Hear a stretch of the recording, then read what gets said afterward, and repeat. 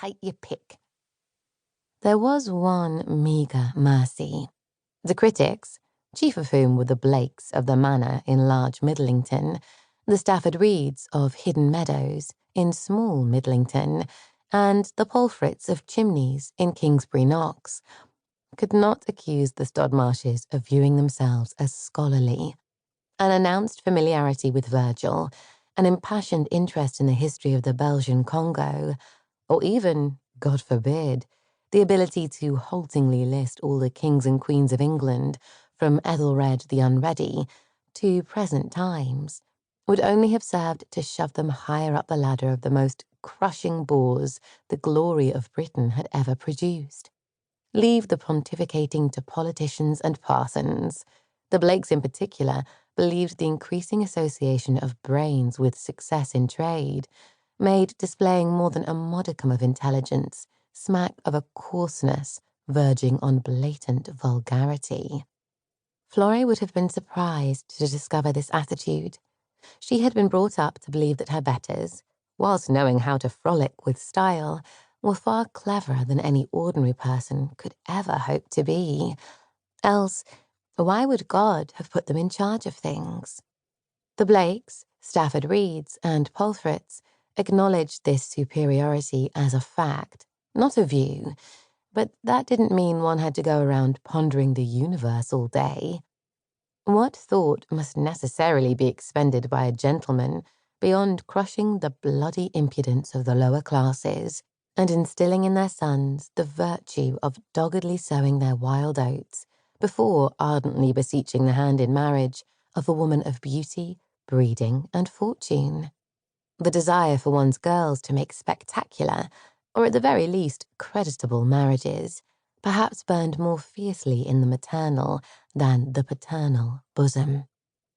The Stodmarshes had husbanded their wealth well, and, lacking charm or wit, had, as already observed, done nothing to bring dishonour on their name. Yet no Blake or Stafford Reed parent had ever encouraged, let alone endeavoured to coerce, an offspring into marriage with the Stodmarsh. The very idea was unthinkable, intolerable. Every celebration, every funeral henceforth ruined. One could laugh if the prospect were not so wretched. Tales of forbidden love would have been right up Florrie's alley. Growing up, she had thrilled to her mother's stories about her own days in service before she had been married, with a titled family named Tamersham in Northumbria. Their illustrious ancestral home had possessed a moat, turrets, and battlements, a portcullis, and, casting an even more alluring spell, an old man with long matted hair and beard, dressed in a rough-spun robe, dwelling in a cave in a wooded embankment. He was not there by happenstance.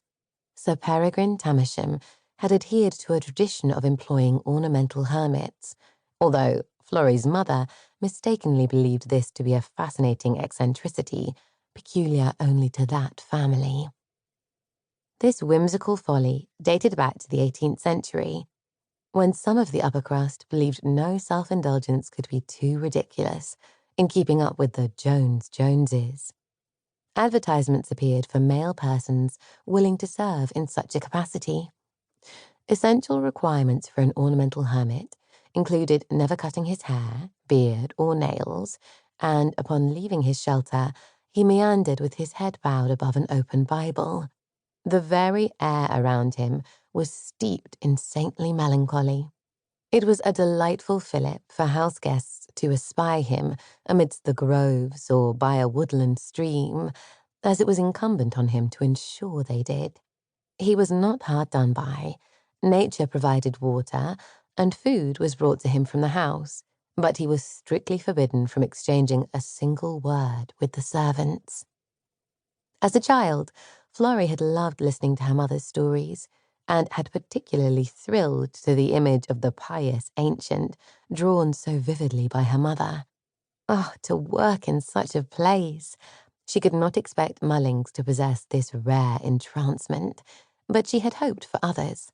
Perhaps a private cemetery, where wisps of something more than mist drifted up from the graves at dusk.